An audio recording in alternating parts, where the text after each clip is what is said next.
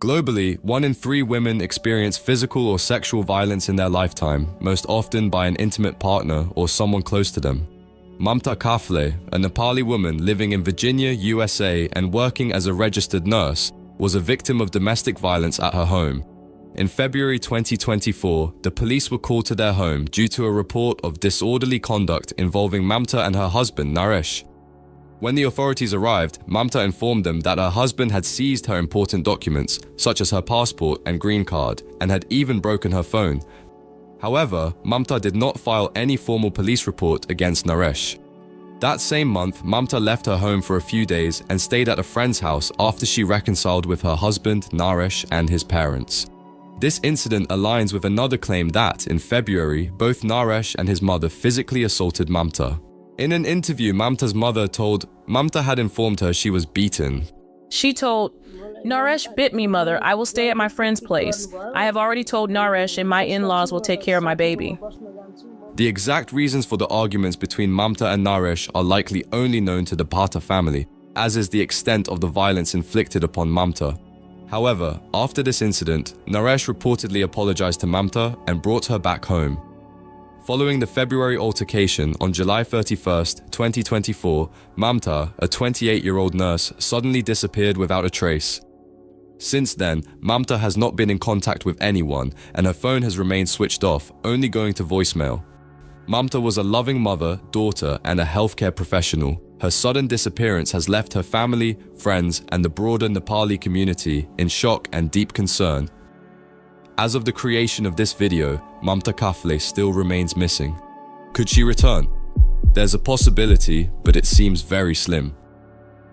Hello and welcome to Some Stories. In today's episode, we will be discussing the latest developments in the case of Mamta Kafle. We'll explore some facts, unresolved suspicions, and the strange behaviors and statements made by Naresh Bhatta. Please note, this video reflects our personal views and it is not intended to harm or offend anyone. If topics like domestic violence are distressing for you, we kindly ask you to skip this video. Now, let's dive into today's story. In December 2020, Mamta Kafle married Naresh Bhatta. They are both from Nepal. Mamta had completed her nursing degree in Bangalore, India, and excelled in her studies. In fact, she was the topper of her 2015 to 2019 batch, and Naresh had joined the USA Army in 2017. The couple met through mutual acquaintances, leading to their marriage. According to Mamta's parents, it was a love marriage, although various media outlets have reported it as an arranged marriage. In July 2021, Mamta arrived in the United States, the land of opportunity.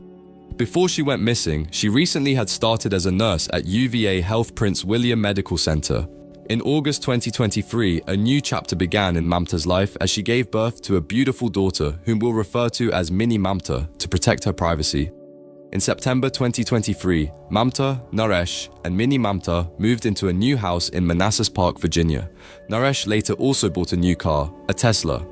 His parents also arrived in the USA to help and care for Mamta and newborn Mini Mamta. Mamta was very active on social media, often making TikTok videos, dancing, and smiling. However, behind her cheerful face, she was hiding the struggles she faced at home, including domestic violence. She only shared this information with her family over the phone. In an interview given by Mamta's brother, he said she was beaten when her in-laws were there in USA. The interviewer asks, "Did she ever send you any messages or pictures showing she was abused?" Her brother replied, "Oh yes, we do." The family environment was getting toxic. In February 2024, Mamta left her home and stayed at a friend's house. That same month, on February 8th and 16th, Mamta sought help from a Facebook group to get advice on child custody and the divorce process. These posts clearly reflects that the relationship between Mamta and Naresh was not just limited to personal disagreements. Their relationship had deteriorated to the point where they were on the verge of separation. In one of the comments, Mamta replied, writing, "My husband has withdrawn all the money from our joint account, and I have no money left." Again, in February, Mamta and her daughter, Mini Mamta, found themselves without money, a car, or a phone. In this desperate situation, Mamta went to the home of her close friend, Pan. Noyapane then bought her a second-hand phone to help her out. A few days later, Naresh convinced Mamta to return home, apologizing for his actions. Mamta decided to go back, thinking about the future of her daughter, Mini Mamta. In this social media post, Mamta had said that, "The relation with my husband was getting worse. It may be due to postpartum hormonal changes. I am a registered nurse in US. For some time, I took a break from my job. I was having issues in family and depressed." Most victims of domestic violence fear speaking up, either because they worry about breaking up their family or are concerned about what society will say. But staying silent often leads to terrible outcomes. It was said that the relationship between Mamta and Naresh had improved over time, and they returned to their normal life. On the evening of Saturday, July 27th, Mamta finished her shift at UVA Prince William Medical Center in Manassas Park and returned home. However, after that, she never returned to work again. Even though there were occasional arguments at home, Mamta never missed her shift. Her co-workers saw her for the last time that evening on July 27th. On August 1st, when she didn't show up for work, her colleagues became concerned and reported her absence to the police.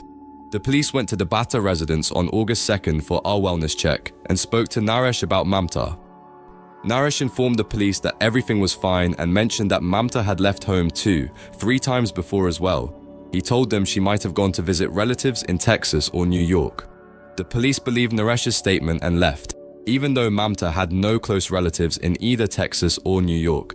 Before her disappearance on July 28th, Mamta, who was very active on social media, posted a video of mini Mamta on TikTok and shared a post on Facebook.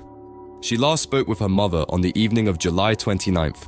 According to her family, Mamta used to talk to her mother 2-3 times a day. After July 29th, when her mother tried to contact Mamta, she couldn't reach her. She then called her son-in-law, Naresh, but he didn't answer either. Mamta's mother contacted Pandari, a mutual acquaintance of Mamta and Naresh responded, saying that Mamta had gone to work and they would be able to talk in 2-3 days. Here's something important to understand. During the wellness check on August 2nd, Naresh had told the police that Mamta had gone to a relative's house, but later, when messaging to Mamta's mother, he said she had gone to work. So where did Mamta actually go? No one knew. Eventually, under pressure from family and friends, Naresh filed a missing person report for Mamta on August 5th. Naresh informed the police that Mamta had left with her passport, green card, and some clothes. Meanwhile, the Nepali community, Mamta's family, and her co-workers launched a large-scale search effort. The whole community came together and they are still actively searching for her. On August 21st, the police executed a search warrant at Naresh's residence. Then, on August 22nd, the Manassas Park police arrested Naresh on charges of concealing a body. During the house search, a significant amount of blood was found primarily in the bedroom and the attached bathroom. It appeared as if the bed had been moved, and when it was removed, bloodstains were discovered on the carpet. Inside the bedroom closet, a shower curtain was found, which seemed to have been cleaned but still showed traces of blood. Using Blue Star technology, a method used in criminal investigations to detect bloodstains invisible to the naked eye, investigators found evidence that a body had been dragged towards the bathtub. Additionally, blood splatters were found on the walls of the bathroom. Upon closer inspection of the bathtub next to the bedroom, more substantial amounts of blood were discovered. Although Mamta's body was not found, these pieces of evidence strongly suggested Naresh's involvement, leading the police to arrest him. Furthermore, Naresh's contradictory statements and other suspicious details raised concerns. After the argument in February, Naresh claimed that his relationship with Mamta had improved and returned to normal. However, in a message to he indicated, "We have decided to separate, providing conflicting information." Additionally, during the investigation, the police uncovered that in April 2024, while at work, Naresh had searched for 2 things on Google. First, how long after a spouse dies can you remarry? And second, what happens to a spouse's debt after they die? This alarming search suggests a troubling mindset on Naresh's part. If he truly believed his relationship with Mamta had improved, it's unlikely he would be searching for information regarding marriage and the debts of a deceased spouse. On July 30th, just before Mamta went missing, Naresh was seen on CCTV buying 3 knives at a Walmart in Loudoun County. And the very next day, cleaning supplies were also purchased from the another store, as captured by the surveillance footage. During the police search of his residence, one of the 3 knives was found, while the other 2 were missing. Interestingly, the cleaning supplies were also discovered in a nearly all-used condition. How often do we buy cleaning supplies and use up all of it? When a victim seeks to escape domestic violence or protect themselves, statistics show that 70% of such cases result in the victim's death. And this alarming statistic comes from the National Coalition Against Domestic Violence. The chief of Manassas Park Police has indicated that the possibility of finding Mamta alive is very slim. There are several other pieces of evidence that raise suspicions about Naresh's involvement in Mamta's disappearance. For example, he sold his Tesla car just days after Mamta went missing and was found to be packing suitcases with passports and documents, seemingly preparing to leave. Recently, on September 20th, 2024, Naresh and his lawyer filed an appeal in court for Naresh to be released on bail, during which disturbing facts were presented. It was revealed that Naresh had disposed of high-strength, large plastic garbage bags in various locations. CCTV footage showed him dropping off mini Mamta at the babysitter's house and then discarding those bags in the area. Based on this alarming evidence, the appeal for Naresh's release on bond was denied. This is still an ongoing investigation where both sides are presenting more evidence and arguments. A speedy trial is scheduled for December 9th. In Mamta's absence, her mother and brother have arrived in the USA to care for mini Mamta. Mamta was a victim of domestic violence. However, whether Naresh was involved in her murder is yet to be confirmed since her body has not been found. As time passes, more evidence might surface. But the question remains, can Mamta still return? That's what everyone hopes for. Yet sadly, after all these months, it seems more likely that this is a case of recovery rather than rescue. Domestic violence can happen to anyone. It's not limited to any specific gender. Over a lifetime, 1 in 4 women and 1 in 7 men experience physical violence from someone close to them. In this fast-paced world, let's take a 5-minute break to check on our loved ones, our family or friends, and just ask, "Are you okay? How are you doing?" With that message, we've reached the end of this episode. Thank you so much for listening and supporting us. If you're a victim of domestic violence, it's important to reach out for help. Talk to family, friends, or organizations that can provide support. Don't suffer alone. Stay safe.